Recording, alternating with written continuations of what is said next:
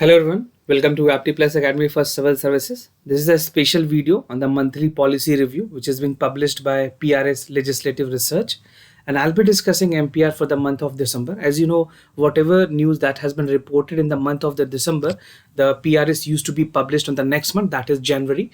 So this edition has been published on January, but the entire news pertains to the December month.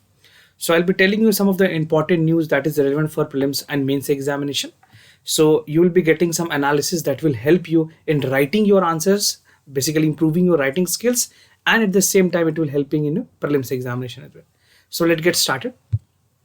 And before I begin, these are the brief detail about the PRS legislative research. You can pause this video, you can read about it. This was established in 2005 and this is functioning from New Delhi, and the main aim is to provide independent research support to the member of parliament and member of legislative assemblies. Now coming to the first news that we are discussing, the first is Environment Protection Third Amendment Rule 2020. This would help you in the prelims examination as well as in the mains examination. So दोनों sections के लिए खास करके general studies के paper 3 में ये काफी ज्यादा relevant है. So the Ministry of Environment, Forest and Climate Change has notified the Environment Protection Third Amendment Rule, and these rule would be amending the original Environmental Protection Rule 1986. तो जो 1986 की rule है उसको amend किया जाएगा. This is for the third time they are amending. अब बात करें अगर रूल जो 1986 में डिफाइन की गई थी, दैट स्पेसिफाई सेंट्रल गवर्नमेंट में प्रोहिबिट और रिस्ट्रिक्ट द इंडस्ट्रियल लोकेशन और the industrial activities in area through the notification. तो ये पावर दी गई है सेंट्रल गवर्नमेंट को, for the union government, that they can restrict और prohibit any industrial location. Now what is there in the list of restriction, क्या क्या चीज़ों को इंक्लूड किया गया है.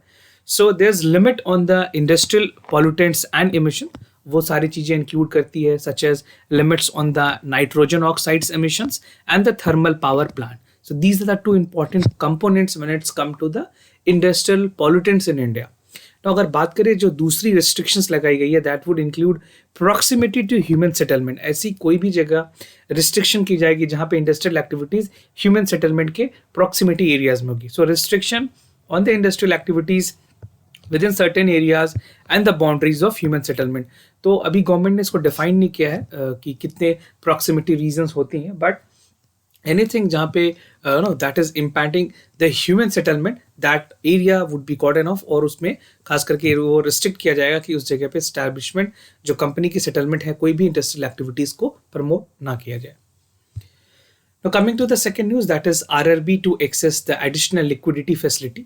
We are talking about the regional rural bank and talking about the importance. This can be relevant for your general studies paper 3 and the same time important for the prelims examination as well.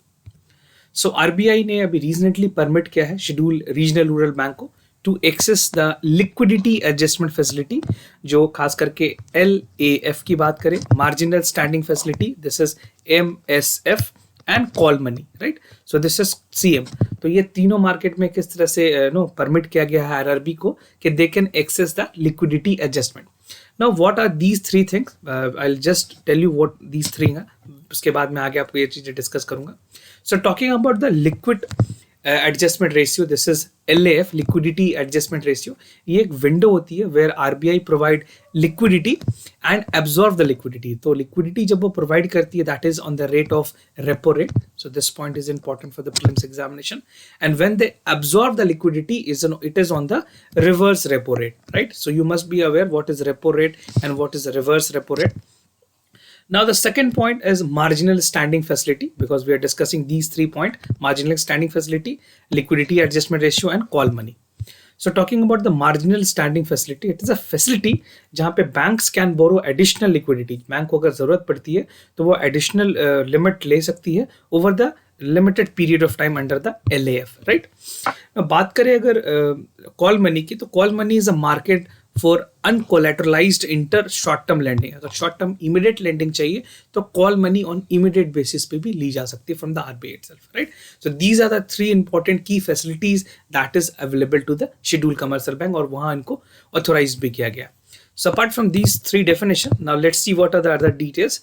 सो ये जो measures होगी, that is expected to improve the liquidity management. किस तरह से, जहाँ पे जो facilities होगी that would be available to the schedule commercial bank और सर्टेन कोऑपरेटिव बैंक और द प्राइमरी डीलर्स जो होंगे, they would be getting the benefit out of it. Now अगर बात करें शेड्यूल रीजनल रूरल बैंक की, तो they can meet certain criteria उनके लिए रखी गई है, जैसे कि उनको अपने जो एडिक्वेसी कैपिटल है, जो एडिक्वेट कैपिटल है, they would have to maintain this to get eligibility of this facility. So अगर ये एलिजिबिलिटी वो पूरी नहीं करेगी, तो ये जो मैंने आपको तीन पॉइंट्स बताए, liquidity adjustment ratio, marginal standing facility और कॉल मनी की, इसके बेनिफिट्स ये नहीं ले पाएंगे। Now, the first round of the National Family Health Survey 5, this is the first round of the report that has come, and they have the report has seen many significant changes, not in factly in the improvement part, but many things has deteriorated as well. So this point can be relevant for your general studies paper 3 and very much significant for the prelims examination. Now, the Ministry of Health, Family and Welfare, they have completed the first round of fifth phase of the National Family Health Survey. This is the latest one. और इससे पहले जो National Family Health Survey की गई थी, that was conducted in 2015-16. और there's a gap of every 5 years for any National Family Health Survey, right? So this is the duration. Now talking about the indicators, क्या क्या indicators consider किए गए हैं इस सर्वे में? So mostly it cover population, reproductions, child health, family welfare and nutrition. इस बार के basically चीज़ों में, इस बार के जो नेशनल फैमिली हेल्थ सर्वे है, उसमें इंटरनेट को भी इंक्लूड किया गया। I will explain that part also. अगर फर्स्ट फेज की बात करें तो 17 states and 5 union territories were covered. Not all the states were covered, सारे स्टेट्स को अभी नहीं कवर किया गया। Only 7 state and 5 union territories are cover.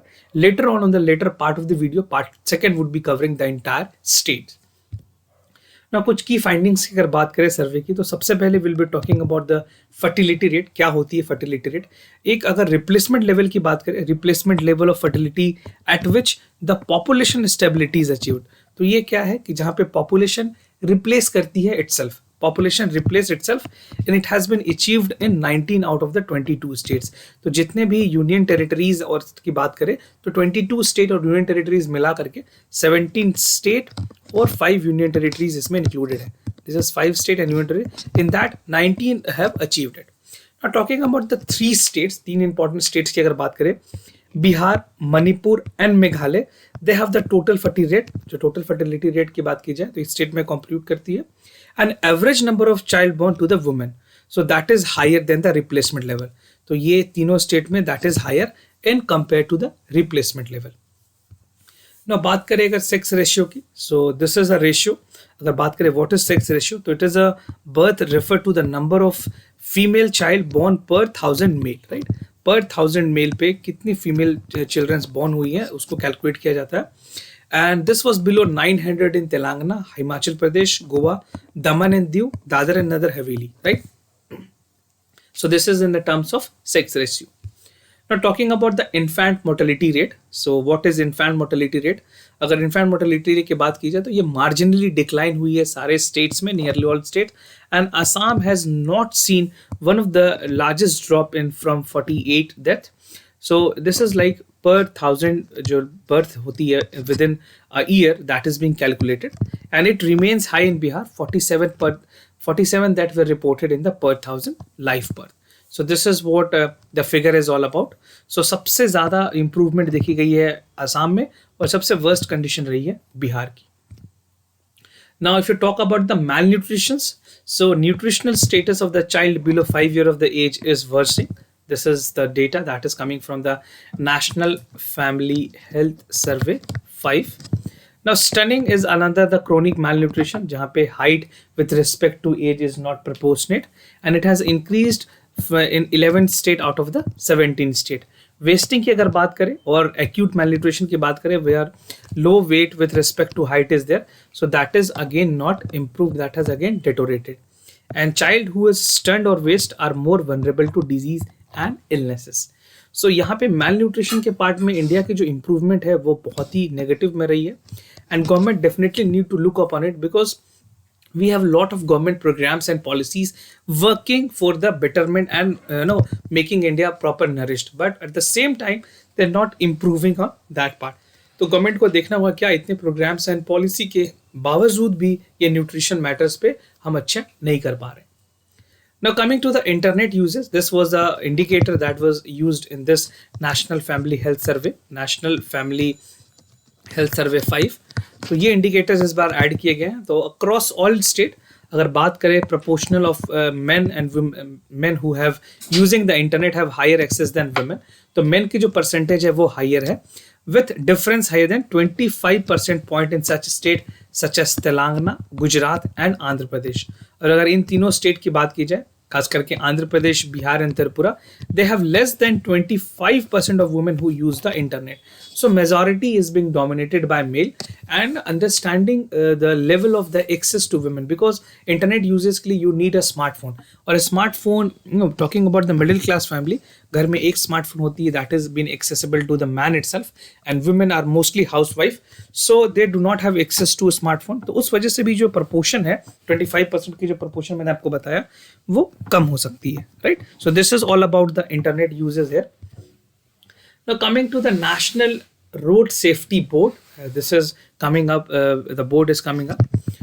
So what are the details are there? Ministry of Road Transport and Highway have released a draft National Road Safety Board Rules 2020 under the Motor Vehicle Act 1988. और अगर बात करें इस draft rule की, so this was established in the National Road Safety Board, and this was proposed under the Motor Vehicle Act 2019, right? तो जो rules है that is under 1988, but कुछ जो चेंजेस लाए गए हैं इसमें वो 2019 के बिल में लाए गए हैं. Now talking about the key features of this rule, तो कंपोजिशन की अगर बात करें, because UPSC can ask you anything with regards to the composition, right? कौन कौन से बोर्ड मेंबर होंगे, उनका क्या काम होगा. So first the board member would include a chairman, एक चेयरमैन होंगे, 3 to 7 member appointed by the central government. So the central government would be the authority, they would be appointing the members. Other than that, there would be secretary from the Ministry of Transport and Highway. He would be representing the organization as an ex officio member. Now अगर बात करें chairman की, तो chairman must have at least 20 years of experience. So only the people who have the experience in the automobile field, in the road safety and the urban planning and in the law of 20 years would be only considered as the chairman and member of this board, right? Now अगर terms and meeting की बात करें, तो जो chairman होंगे और जो member होंगे they would be having a term of 3 years. So this point is very critical because UPSC can confuse you between the 3 year and 5 year. सो 3 year इज द correct answer, and they are eligible for reappointment. Reappointment भी जो है वो applicable होगी for 1 or more term. So this is the point, this is very much relevant point. Now the board is required to meet at least one in every month. So they have to meet once every month, right? So this is the criteria that government is coming up with. Now talking about the functioning, what would be the exact functioning of it? Licensing and registration of motor vehicle would be the first and the foremost functions, because safety comes with the registration and licensing. The second would be regulating billboards and commercial signalages. Third would be formulating guidelines on the standard for the safety equipment, road infrastructure, control of traffic, establishment and operating of trauma facilities and paramedical facilities. So these would be some of the important functions that the road safety board would be looking into it. Now अगर technical working group की बात करें जाए, तो इस पे एक technical working group भी स्टैब्लिश की जाएगी. So the board would be constituting a technical working group that would constitute a chairman and independent technical expert जिनको उस relevant field में काफ़ी experience होंगी. और ये जो ग्रुप होगी, जो टेक्निकल वर्किंग ग्रुप होगी, वो कुछ मैटर्स को देखेंगी, खास करके जो ऐसे सेफ्टी के मैटर्स हैं.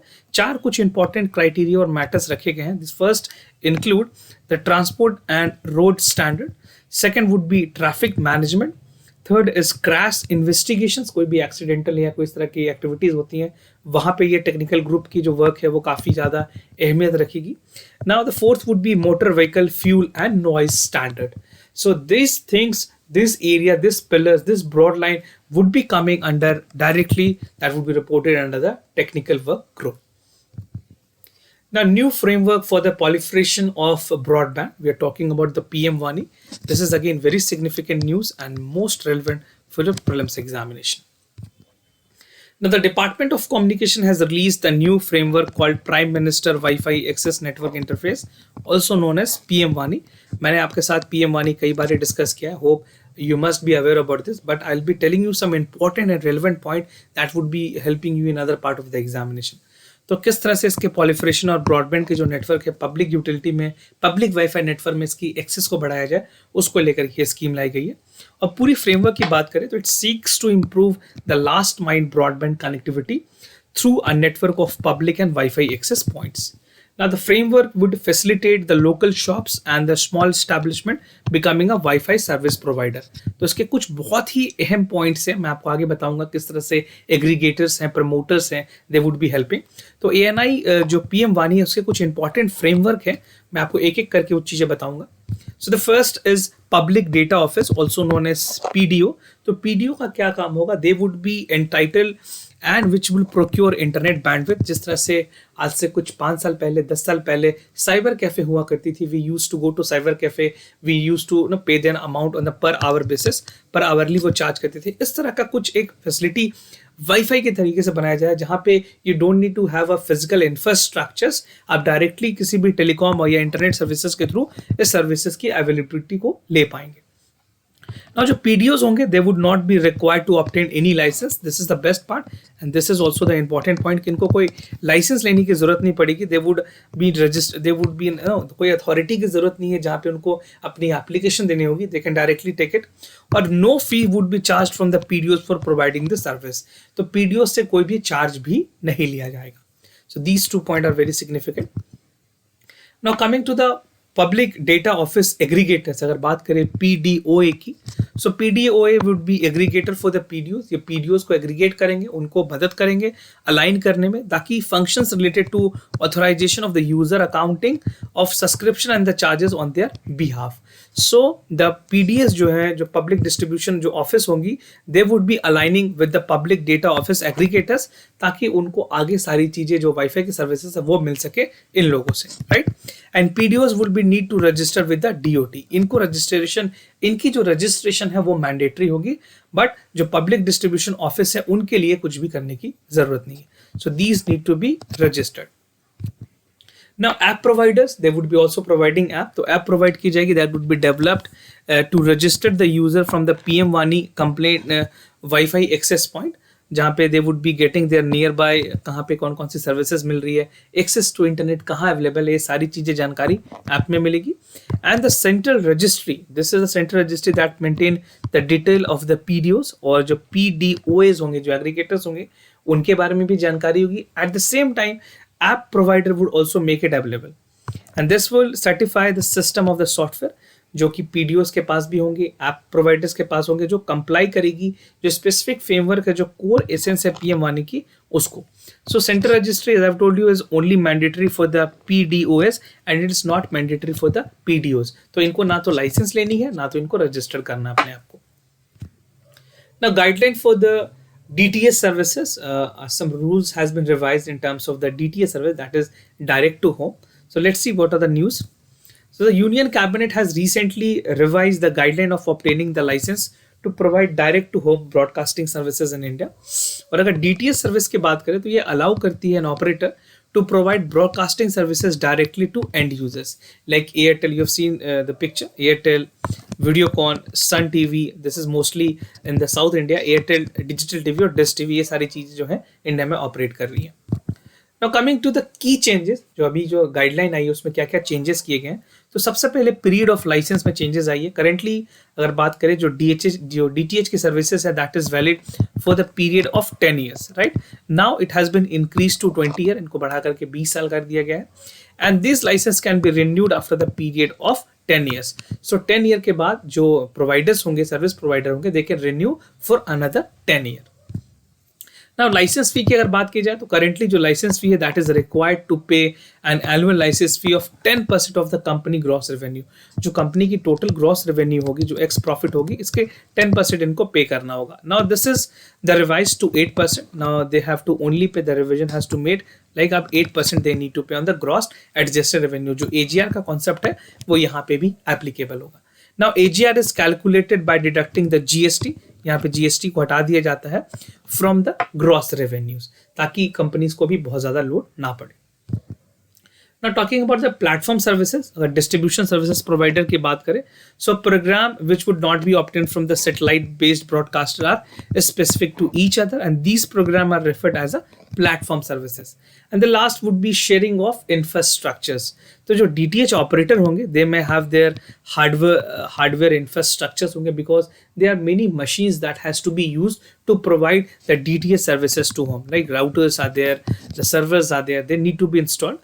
तो यहाँ पे sharing of infrastructures by the DTH operator may be more efficient for using the satellite resources, and that may reduce the cost borne by the consumers. तो अगर जो DTH के जो प्रोवाइडर है उनको अगर कॉस्टिंग कम पड़ेगी, तो ये कम कॉस्टिंग की जो बेनिफिट है वो अल्टीमेटली कंज्यूमर को भी होगी. तो अगर कोई भी चीज़ अगर सप्लाई में उसकी मैन्युफैक्चरिंग में कॉस्टिंग कम होती है, तो उस वैल्यू की जो एंड प्रोडक्ट है, जो एंड प्रोडक्ट की जो वैल्यू होती है, वो भी लाजमी है कि वो कम हो जाएगी. So this would be the satellite जैसे ऑपरेट करेंगी तो उससे बेनिफिट अल्टीमेटली कंज्यूमर को भी मिलेगा. Now coming to the national draft national fisheries policy. So this is again important because fishery is again one of the important segment in India. So this can contribute to your general studies paper 3 and also relevant for the prelims examination. So Department of Fisheries has released a revised national fisheries policies. This is they have released it for public comments. और जो policy का पूरा aim है is to integrate the various policies from a different aspect of the fisheries, and that would include the inland fisheries, marine plants, animal processing, marketing for comprehensive development, right? So this is a plan which government is coming up, and they completely try to maintain the policy so that कि जो different aspect है fisheries में, चाहे वो marine को लेकर के हो, inland fisheries हो, उनको कैसे comprehensive बनाया जा सके. Now coming to the other part, this is like क्या क्या objectives होंगे इसमें. So the objective of the policy includes sustainable development of fisheries sector during the year 2021 to 30. तो this is a 10-year down the line plan जहाँ पे पूरी road map बनाई गई है. एक sound management and sustainable development होगी, resources associated with the habits, meeting of the food and nutritional security from growing populations. और अगर बात करें protection of the right and fishing communities that would build that the relays. और अगर last में अगर आप देखोगे तो जो इंडियन फिशरीज है, इंडिया के जो फिश है, that is globally competitive. We are mostly trading on the other part of Europe. China भी यहाँ से फिशेस जाती है, यूएस में भी बहुत ज़्यादा ट्रेडिंग होती है, जापान में होती है.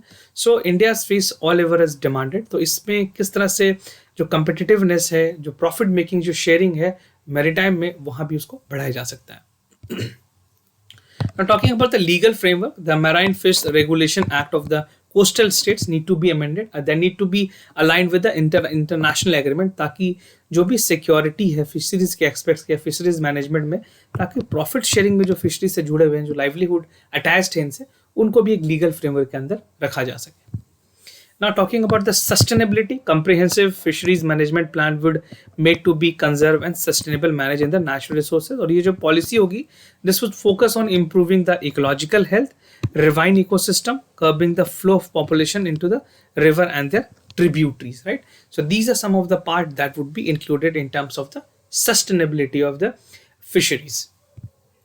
ना कोऑर्डिनेशन की अगर बात करें तो कुछ इंपॉर्टेंट स्टेट्स हैं जहाँ पे फिशरीज का सबसे ज़्यादा डोमिनेंस रहा है, like Kerala, Puducherry, Tamil Nadu. They have set up the co management structures and different tier management fisheries के साथ रखे गए हैं. और जो पूरा एम है इस तरह के कोऑर्डिनेशन करने का is to enhance the mandate of the present ministry, जहाँ पे एक अलग से मिनिस्ट्री भी बनाने की बात की गई है. Ministry of fishes and maritime affair एक अम्ब्रेला एजेंसी होगी जहाँ पे कॉस्ट इफेक्टिव गवर्नेंस की जाएगी. और ये जो नई मिनिस्ट्री होगी स्टेट्स के अंदर में, दे would B convening with the various institution working on the aspects of related fisheries and different ministries. Now talking about the policies, this would aim to coordinate the mechanism that would allow better coordination between the concerned agency. और जो national और state government के जो coordination bodies है उनके साथ भी ये इंटीग्रेट करेगी, ताकि जो ओवरऑल फिशरीज में जो लोग जुड़े हुए हैं उनकी प्रॉफिट शेयरिंग, उनकी लाइवलीहुड और जो इंटरनेशनल ट्रेड है उसमें उनको बढ़ावा मिल सके. Now, distribution of dividend by the NBFCs. So the NBFC has been granted that they can have the distribution of the dividend, but some rules and regulation are applicable to them. So this can be helpful for the general studies paper 3. Now, the Reserve Bank of India has released a draft circular, that is distribution of dividend by the non-banking financial companies. This is NBFCs. और अगर बात करें की features की, तो these are eligibility की अगर बात करें तो NBFCs meet the manageable threshold value, that is for the financial parameters. और अगर non performing assets हैं, if they are not declared, तो dividend they would not be eligible to show their dividend. और NBFC को कुछ eligibility कुछ criteria है उनको पूरे करना होगा, then only they are eligible to make their sharing. So the norms would be applicable on the capital adequacy ratio. अगर ये चीजें अचीव होती है then they would be applicable. Second, जो net NPA है less than 4% for the year that dividend is proposed from the date of declarations. Now talking about the amount of dividends, क्या क्या ऐसे amount है जो dividends allow किए जाएंगे, तो circular ने provide किया है कि जो dividend payout होगी that would be permitted for various combination of capital adequacy and net NPAs. तो जो permissible payout होगी उसकी जो range है that is between 10 to 50%, right? So this is the range from which they would be applicable. और overall applicability की बात की जाए, so if notified the circular would be made applicable for the dividend declared under the financial year 2021 or onwards. So this is the applicability. इसके बाद ही NBFC इस चीज को लागू कर सकती है. Now this was all about the thing. Those of you who are new to our channel, we have a daily news, topic-wise news analysis on daily basis, where I will be covering the two important newspapers, that is Hindu and Indian Express. So you can save a lot of time by watching this video. A comprehensive news analysis is being done. So you can refer to this on daily basis. And if you're new to our channel, do not forget to subscribe APTI PLUS Academy for civil services on YouTube. And if you like this video, do not forget to give a thumbs up. If you have any other concern, do let us know. We'll be more than happy to assist you. For time being, I'm signing off. Wish you all the best. Stay home, stay safe. Thank you so much.